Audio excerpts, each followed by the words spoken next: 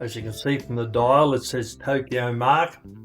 It has a capital H inside a square, inside a diamond. So it appeared to be a Japanese dial.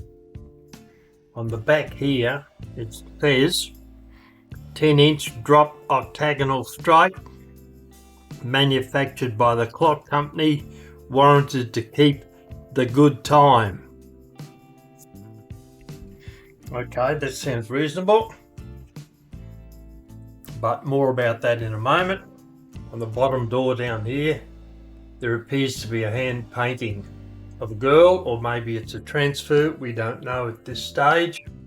When we open the bottom door and turn it up and look inside, though you can't see it, or you can see some text there, it says Waterbury Clock Company, made in Connecticut, USA. And it looks like a pretty standard hexagonal drop wall clock. So I don't know that it's Japanese at all. I would imagine it's probably a Waterbury. Somebody has changed the dial on it. These are most unusual, these little decals down here. They'll come up nicely once they're cleaned up and polished. To open the dial, there's a rod there that we push up. Slide the clock down again. And then the glass bezel lifts up.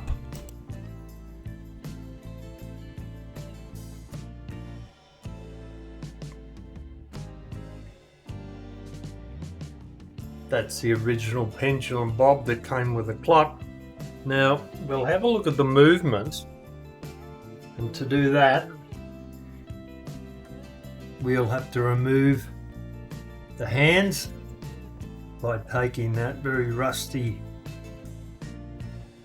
it's a bit tight, rusty old taper pin out, drop it there. I think that looks like it's got a washer on it.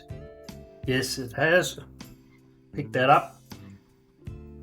Careful of the dial face. It's paper. Take the hour hand off by pushing down on the minute arbor. Quite tight. There we go. That's removed it. If you find this video helpful, please leave a like. And don't forget to subscribe. Now to get into the movement, 1, 2, 3, we've got 4 screws to take off there that are in really bad condition. They'll have to be cleaned up before we put them back into the clock.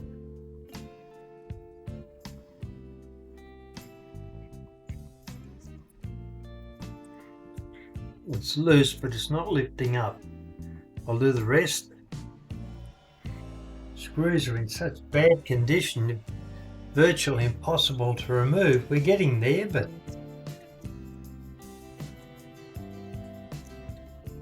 only just. Right, I've finally taken the dial off. The screws were in absolutely shocking condition, so I think I'll be replacing them. And I also took off the bezel with the glass in it. That will probably polish up, I would think, relatively nicely once we get all the years worth of discoloration on it. Yeah, that'll come up all right, I think. There's movement.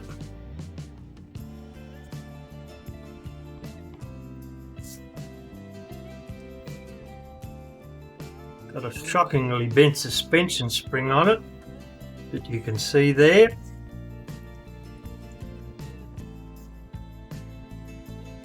See if we can. A bit tight. Right, we'll wait till we take it to pieces to look at that.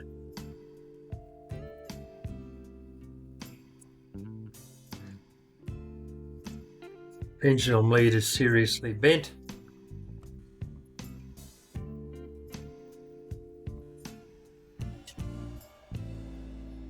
Interesting. Yep, Waterbury Clock Company, USA. Oh well, we'll be doing some work on that pretty soon. They're the rusty old screws I got out of it, out of the clock face, so we'll be replacing those. I think they're too far gone to clean them up. They're very, very old. I'll take these off, we'll clean them up, put them over the board and polish them, and we'll redo the case. It's in pretty rough condition. You can see the lacquer's lifted off it over the years, so we'll clean that up. That side's not quite as bad, almost. Alright, and we'll see how that looks once it's done.